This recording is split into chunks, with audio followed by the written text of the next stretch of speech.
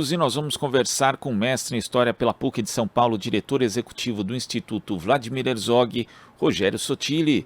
Bom dia, Sotili. Bom dia, tudo bem? Tudo. Prazer estar com você nessa manhã bonita de São Paulo. Prazer é nosso em recebê-lo aqui, Sotili. O Instituto Vladimir Herzog expressou consternação por conta da declaração feita pelo ministro do Supremo Tribunal Federal, Dias Toffoli, durante uma conferência realizada nos Estados Unidos. E o magistrado classificou como vingança o processo argentino de responsabilização criminal de agentes públicos envolvidos em violações de direitos humanos na ditadura militar que ocorreu no país. Ainda de acordo com Toffoli, o mesmo não deveria ser feito no Brasil. Como é que você viu essa declaração do ministro Dias Toffoli, Sotili? Eu vi como uma manifestação extremamente extemporânea. Ela é uma ofensa ao povo argentino, que tem sido um exemplo de democracia, e preocupante na medida em que ela é feita exatamente no momento em que o país, depois de passar por mais de 4 anos sobre ameaças à democracia, consegue, após o processo eleitoral, restabelecer o caminho de volta à democracia, onde os poderes começam a reencontrar as suas missões, reencontrar o seu papel na democracia, e o Toffoli acaba, ao manifestar dessa forma, ele acaba sugerindo de que existe no Brasil dois campos de tensionamento muito forte, promovidos pelo ódio, e que essa polarização, né, que temos que dizer que é falsa polarização, porque o movimento do ódio, o movimento da violência, ela tem um lado apenas. Né? O que tem se colocado do outro lado é a democracia tentando respeitar os resultados das eleições, tentando respeitar o Estado de Direito, enfim. Então, assim, ele faz uma confusão, ele faz uma manifestação quase que parecendo provocativa, no momento em que o Brasil tenta se reencontrar com a democracia. E é uma ofensa também ao povo argentino por tudo que significa, né, a democracia na Argentina. A Argentina passou por governos de direitas, de esquerda, governos populares, governos populistas, após a redemocratização do seu país. Em nenhum momento se colocou em dúvida a democracia na Argentina. E essa democracia não foi colocada em dúvida justamente porque a Argentina fez a sua justiça de transição e responsabilizou judicialmente todos aqueles que cometeram crimes de lesa humanidade, crimes de tortura e desaparecimento forçado. E o Brasil não fez isso, e o Toffoli quer dar um quieto, né, nesse processo, estimulando com que a sociedade pense que qualquer processo de respeitar o Estado democrático de direito possa ser visto como um processo odioso e um processo de provocação. Agora, Sotile, quando você fala inclusive de confusão do ministro Toffoli, né, que já chamou inclusive o golpe de 1964 de movimento, ele cita ainda um filme argentino com o Ricardo Darín, né, O Segredo dos Seus Olhos. Eu pensei até, acho que o ministro não entendeu muito bem esse filme, e nós temos outro, inclusive mais recente, lançado agora em 1985, também com o Ricardo Darín, que mostra justamente ali uma parte do processo de responsabilização dos agentes da ditadura argentina, né? Eu queria que você falasse a respeito disso, de como foi esse processo no país vizinho e como ele se diferencia da justiça de transição que acabou sendo feita de uma forma muito incompleta aqui no Brasil, Sotile. Nós tivemos na Argentina mais de 30 mil desaparecidos políticos. Né? A ditadura foi brutal, foi violenta, assassinou, matou, torturou, foi um processo muito violento. Depois de muita luta do povo argentino, eles conseguiram derrubar a ditadura militar na Argentina, que foi uma das ditaduras mais corruptas, né, do mundo, e mais violentas do mundo. A sorte da Argentina é que, ao restabelecer a democracia, eles fizeram imediatamente a justiça de transição, levando ao banco dos réus aqueles militares que cometeram crimes. Isso, o filme que você cita aí, o 1985, ele conta muito bem a importância do juiz, né, naquele momento, da justiça naquele momento, de levar ao banco dos réus aqueles militares e que foram punidos exemplarmente pelos crimes cometidos. Veja bem, o Videla, que era o último presidente da ditadura militar, acabou morrendo na prisão, né, cumprindo pena pelos crimes que cometeu. Isso foi um exemplo para o povo e para a sociedade argentina, sabendo que aqueles que não respeitem a Constituição, que não respeitem os acordos internacionais e que não respeitem, né, os direitos humanos, eles são extremamente possíveis de punição, porque tiveram esse exemplo no passado. No Brasil aconteceu exatamente o contrário. O Brasil acabou a ditadura militar, teve uma lei de anistia.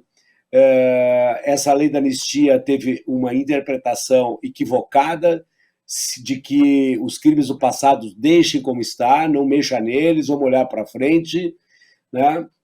Acontece que, ao fazer essa interpretação, a sinalização que o Brasil dá, diferente da Argentina, é uma sinalização de que tudo pode acontecer, que sempre vai ter impunidade. Você pode promover a tortura, você pode promover a violência, você pode promover o desaparecimento forçado, que ninguém será punido, porque foi isso que aconteceu no Brasil, diferente da Argentina. E esse exemplo, então, do Brasil é o que nós estamos vivendo hoje. O Brasil novamente passa por ameaças brutais à ditadura, de golpe militar, passa por ameaças brutais à nossa democracia, e a violência do Estado mata diariamente inúmeras pessoas, milhares de pessoas em todo o Brasil, sejam eles jovens, pretos, da nossa periferia, mas gente de todo tipo estão sendo assassinados porque existe a impunidade sobre a violência do Estado. E essa impunidade eu coloco como responsabilidade o exemplo de não ter feito uma justiça de transição e que responsabilizasse os criminosos. Então, quando nós falamos em justiça e transição, quando nós falamos em olhar para trás, como o Toffoli tenta falar, nós não estamos preocupados simplesmente com os crimes do passado, nós estamos preocupados com o Brasil de hoje, com o Brasil do presente, o Brasil do futuro. Se nós não fizermos isso, nós teremos um Brasil extremamente violento sempre. E o Brasil é um dos países mais violentos do mundo, e, no meu entendimento, é porque o Brasil nunca enfrentou seu passado, seja na época da escravidão, seja na época do genocídio indígena, seja na época da ditadura militar. Por isso, da importância de ter a lei da anistia como uma lei extremamente ativa, com possibilidades reais de produzir a justiça. Nós não estamos preocupados simplesmente com aqueles criminosos que mataram na ditadura militar. Os crimes têm que ser punidos, os criminosos têm que ser punidos, seja dos crimes da ditadura, seja dos crimes do passado, mas dos crimes de hoje também. E você não pode dizer, quem cometeu antes crimes está anistiado, não acontece nada com eles. Vamos condenar o que está aqui. Não adianta, porque uma coisa leva a outra. O exemplo é extremamente importante para todas as democracias. Nesse caso também, Sotile, muitos têm falado, inclusive pessoas dizendo anistia não, só que agora fazendo referência aos crimes cometidos durante e pelo governo Bolsonaro, com incentivo do presidente ali, também de seus ministros. E essa confusão, às vezes deliberada mesmo, entre fazer justiça e revanchismo, ela não pode afetar também a responsabilização desses crimes, né? Que eles não podem passar impunes, inclusive pelo próprio bem do nosso frágil arranjo democrático, Sotile. Exatamente, né? Tem uma questão muito importante que a tua fala me reporta, e que o Toffoli, também é muito preocupante aquela fala do Toffoli, né? Veja bem, o Toffoli ele é o relator da DPF 320, que está no Supremo Tribunal Federal, que vai decidir sobre a validade da lei da anistia. Isso significa o quê? Se a lei da anistia aprovada em 79, ela está válida e poderá, né, aceitar os processos que levarão né, a responsabilização judicial de todos aqueles que cometeram os crimes. O Toffoli, como relator, ele antecipa o voto dele sem sequer ter analisado o processo como um todo e ouvido, né, as partes. O Instituto Vladimir Zog, junto com outras organizações, são parte de amigos da corte nesse processo da DPF 320, que é uma DPF do PSOL, que pede faz uma leitura pela validação da atual lei da anistia. E ele, ao emitir aquela opinião, né, ao emitir aquela fala em Nova York, ele simplesmente antecipa. Então, eu acho que isso compromete a lisura desse processo, né, e compromete também, né, coloca em xeque a importância do Supremo Tribunal Federal num momento como hoje, que nós estamos vivendo, que o Supremo tem sido muito corajoso de tentar colocar nas trilhas essa confusão constitucional, institucional, em relação à democracia brasileira. Então, é um desserviço à nação, né, essa fala do Toffoli. Eu gostaria muito de acreditar de que ele poderia fazer uma reconsideração sobre essa fala e analisar o processo da DPF 320, porque senão será muito prejudicado. E sendo prejudicado, eu acho que ele deveria se colocar impedido de ser relator desse processo.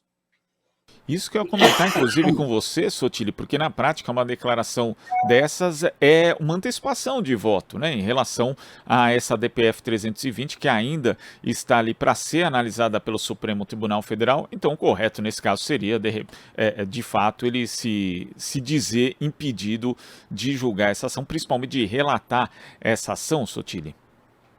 Exatamente. Agora, só ele que pode se colocar como impedido. Né? Durante a DPF, teve um questionamento feito por algumas organizações, como dos familiares, né, de desaparecidos, que questionaram o Toffoli como relator, porque o Toffoli foi parte desse processo, porque quando esse processo foi julgado em 2009, 2010, ele era advogado-geral da União, então ele participou desse processo.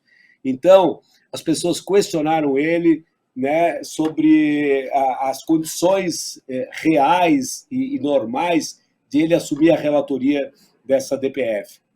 Mas ele não aceitou se colocar como impedido, e ele segue. Agora ele comete outro deslize importante, que eu acho que ele deveria pensar sobre isso. Sotilli, queria agradecer a sua participação aqui no Jornal Brasil Atual de hoje. Até a próxima. Desculpa, gente. Oi? Agora sim, você me escuta, Sotilli? Estou te escutando. Então, eu dizia, queria agradecer a sua participação aqui. A gente vai continuar acompanhando, inclusive, né, para ver se temos em breve aí o julgamento da DPF 320 e vamos continuar aqui lutando pela memória e pela justiça aqui no Brasil. Muito obrigado, Sotilli. Muito obrigado. Eu só queria terminar dizendo que é fundamental de que essa DPF seja decidida sobre ela o mais rápido possível.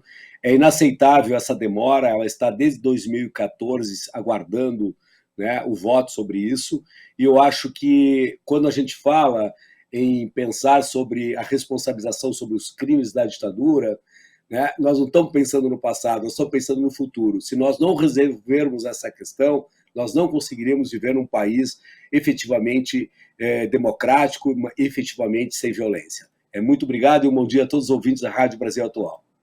Bom dia.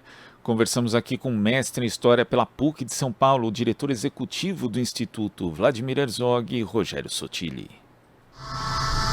Estamos apresentando Jornal Brasil Atual. As notícias que os outros não dão.